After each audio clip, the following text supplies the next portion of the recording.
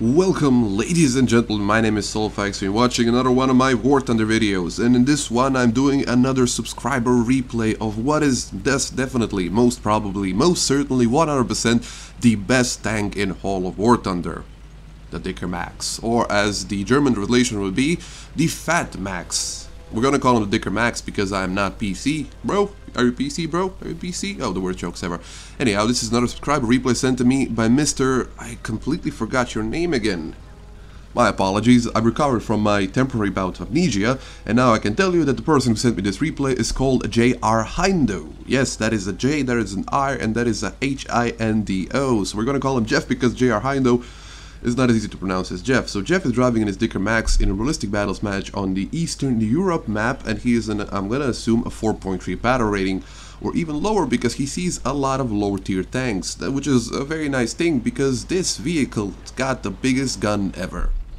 It's equipped with an actual anti-tank version of the same cannon that is mounted on the Stuch, a tank that we will see later in this match. This cannon has 105mm of caliber. That is not a caliber, that is the width of the gun, and my earphones keep slipping off. Come on, be professional. You're doing this for a living, right? I'm not. Okay, enough of the self-deprecating humor. Let's talk about the Dicker Max a bit and what Mr. Jeff is doing in this match. So he's heading down the main road on the Eastern map, and he's going to be doing something that you don't see a lot because this is a tank destroyer. He's going to be killing tanks, but the position from which he's going to be killing those tanks is very important. He's going to do it from the front lines. This is basically the shortest way to get to the enemy spawn, and he just stopped at roughly the middle point of the map and said, "Come at me, bro, come at me." Again with bad jokes, moving on. Now the Dicker Max is special because it's basically not even a tank. It's built on the chassis of a Panzer IV along with the suspension of a Panzer IV, but unfortunately doesn't retain the engine of the Panzer IV. It's got a weird engine because only two prototypes were built, and the engines that they used were only 185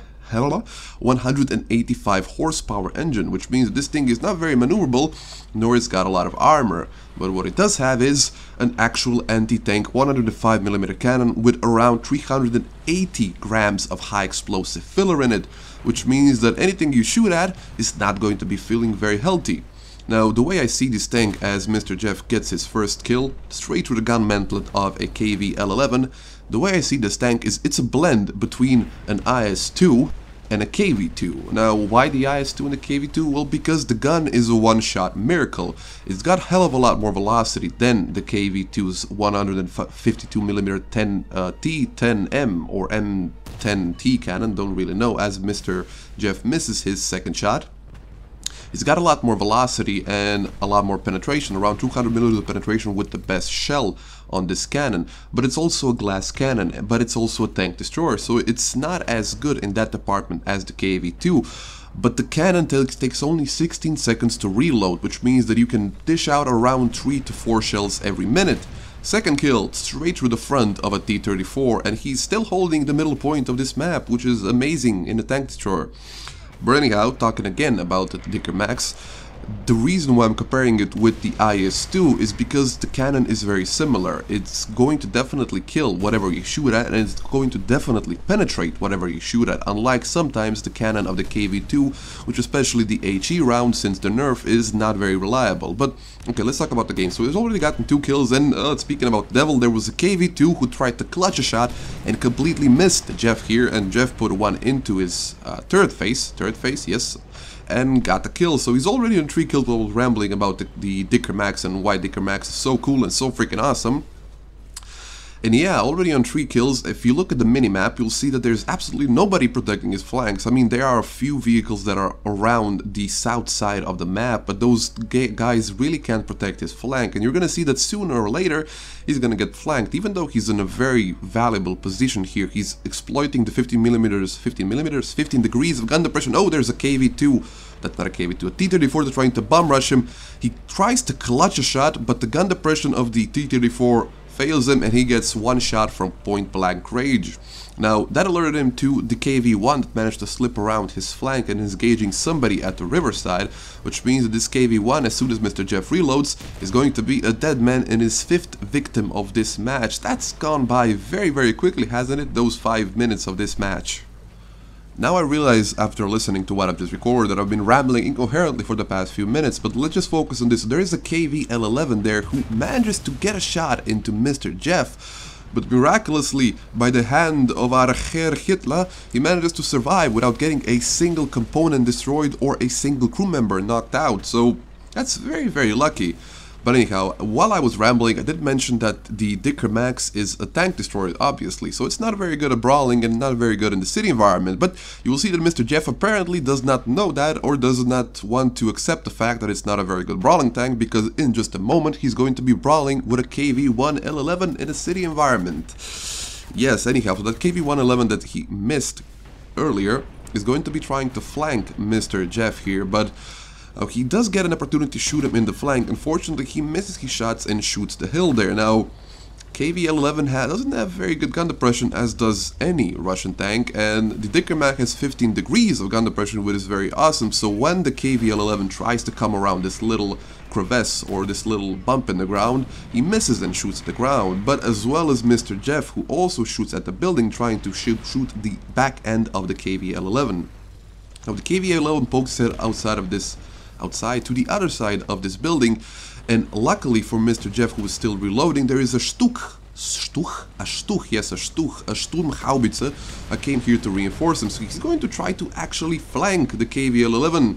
Yes, and he kind of does manage to do that. The KV-11 gives him his side, and he manages to put a shot into him, finally ending his pitiful existence. Now, on further inspection, that might have not been a KV-11, that might have actually been a KV-1S. I apologize, but the fun is not yet over, so they're recapping the C point. The the B point is firmly in their grasp, and there is a couple of tanks around him, but there's a T-34 that's trying to flank around this building here. This is going to be interesting because the T-34 is very maneuverable, and he does the stupid thing and drives directly into Mr. Jeff's cannon, and he gets himself the 7th kill of this match, surpassing the ace tanker for 2 kills. So that is a very, very, very good result for any match in a Dickin Max or any other vehicle, and especially when you're using the Dickin Max in an environment that does not actually suit him.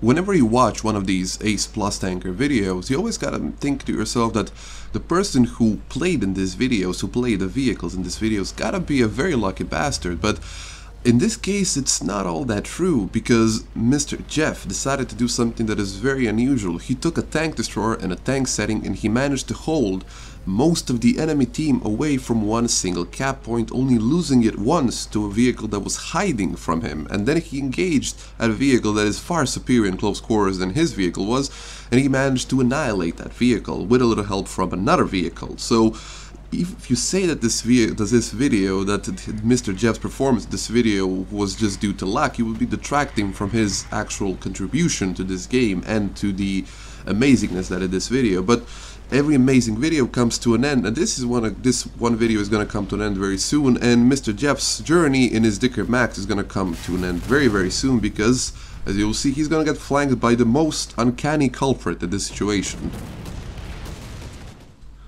What better way to end a video and to end an amazing performance in a single tank than getting flanked by a truck with an anti-aircraft cannon mounted on the back of the truck and getting shot to pieces by it from close quarters, because that is so realistic and that definitely happened in real life. I don't know if you heard about the 76th Battalion of the Russian Army that was in charge of actually mounting these trucks and flanking the enemy around the front lines and shooting them in the back from point blank range. But enough sarcasm. Unfortunately, he does get killed by this anti-aircraft truck. There was not much he can do because this guy is a lot more maneuverable and faster than he is. He does take out a Focke-Wulf out after this kill. I'm going to show you this, but there's nothing that I can say about this. He fights a Yak-9 and he gets a kill. But anyhow, my name has been Soulfax. Thank you, Mr. jrhindo.